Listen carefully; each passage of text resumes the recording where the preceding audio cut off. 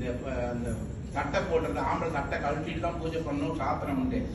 ஏன் சாத்திரம்னாக்கா ஆம்பளைக்கு இந்த உடம்புல முடி நிறைய இருக்குன்னா அப்ப சட்டை கழட்டிட்டு நம்ம சாமி கும்பிட்றோம்ல அந்த இறை ஆட்டுறது அந்த முடி வழியா நமக்குள்ள போருமா.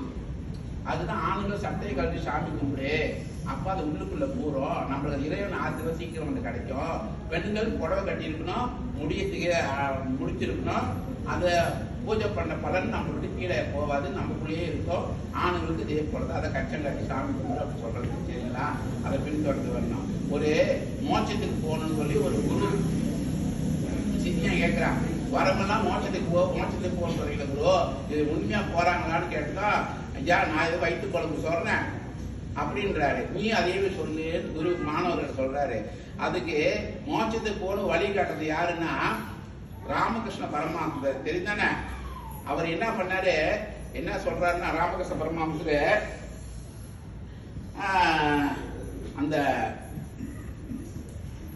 சிவபெருமானு வந்து சொர்க்கவாதிகளா சக்கரை பொங்கலை செஞ்சு நிறைய கொடுக்குறாரு. ஆயிரக்கணக்கான பாத்திரத்துல கொடுத்துட்டாரு. சக்கரை பொங்கலை கொடுத்து சாப்பிடுங்கன்னு கொடுக்குறாரு. ஆனா ஒரு கட்டளை போடுறாரு. எப்படி கையை மடக்காத சாப்பிடணும்னு சொல்றாரு சிவபெருமான். அவங்க கிட்ட சொர்க்கவாதிங்க கிட்ட கையை மடக்காத சாப்பிடணும் அப்படி நீட்டா தான் சாப்பிடணும் சொன்னதும் அப்புறம் அதையே முடிச்சுட்டு நரகத்துக்கு போறாரு.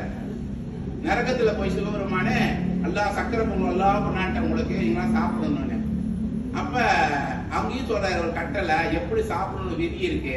கையை மடக்காத சாப்பிடணும். இப்படிதான் கையை இப்படிதான் வச்சுக்கணும் மடக்கி சாப்பிடக்கூடாதுட்டாரு. சரின்னு சொல்லிட்டு சாப்பிட்றோம்னு சொல்லிட்டு அவனுக்கு என்ன பண்ண நான் போயிட்டு நாளைக்கு வருவேன் வந்த கையோட பானையெல்லாம் காலியா இருக்குன்னு சொல்லிட்டு போயிட்டாரு. போயிட்டு வந்து இப்ப மறுபடியும் வந்து போய் பாக்குறாரு. எங்க போறாரு மத நரகத்துக்கு போறாரு. நரகத்தை போய் பாக்குறாரு. எல்லாம் சாப்பிட்டாச்சானே பார்த்தா அப்படி அண்டாவா சக்கரை பொங்கல் அப்படியே இருக்கு. எவனும் சாப்பிடல. ஏன் சாப்பிடலன்னா நீங்க தான் சக்கரை பொங்கலை போட்டு நெய் சொட்ட நெய்யை வச்சு எங்களை சாப்பிடவா ஆக்கிட்டீங்களே நாங்க சாப்பிடவே முடியல கையை மறக்காத எப்படி சாப்பிட முடியும் அதான் சாப்பிடலன்னு. உடனே சிவபெருமான் என்ன பண்றாரு சரி உங்களெல்லாம் கூட்டிட்டு நீங்க நான் சொர்க்கத்தை கூட்டு போறேன் கூட்டிட்டு போறாரு. யாரையாவது நரகவாசிகளை கூட்டிட்டு சொர்க்கத்துக்கு போறாரு.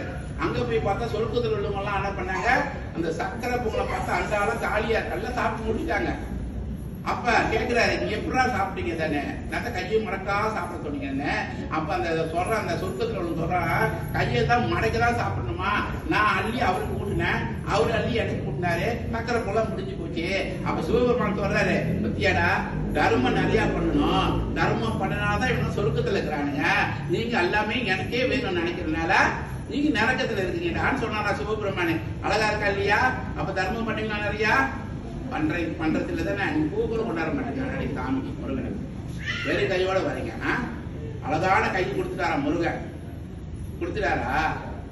ஊனமா இல்ல நம்ம ஊனமா அவ்வளவு என்ன பண்ணுவான் நடக்க முடியாது ஒரு இதை எடுக்க முடியாது வண்டியிலே உட்காந்துருப்பான். கடல் ஒன்று அழகா கொடுத்துட்டாரா கையை அழகா கொடுத்துட்டாருல. இந்த கையால இறைவனுக்கு நன்றி சொல்லணுமா இல்லையா. எப்படி சொல்றது நன்றி. செடியில பூத்த கையை 1000-2000 பூவா வாங்காத செடியில பூத்த பூவை ஒரே ஒரு பூவை பறிச்சு கூட முருகனை கூட வீட்டுல சாமிக்கு வைங்க. பைப்புல வந்து தண்ணி அந்த தண்ணியை பிடிச்சி சாமிக்கு வைங்க. இதே இறைவனுக்கு நன்றி சொல்லலாம் சரிங்களா. வாரத்துக்கு ஒரு நாள் சுவாமிக்கு வீட்டுல சாமி இருக்கு தானே ஒரு சக்கரை பொங்கல் செஞ்சு வைங்க. அது இறைவனுக்கு நன்றி சொல்றதா ஆகும். விசேஷ நாள் பண்ணிட்டு வந்தீங்கன்னா இறைவன் நம்மள பாப்பாரு நம்ம இறைவன்கிட்ட நெருங்க முடியும் சரிங்களாமா. நம்ம பார்வதி பதையே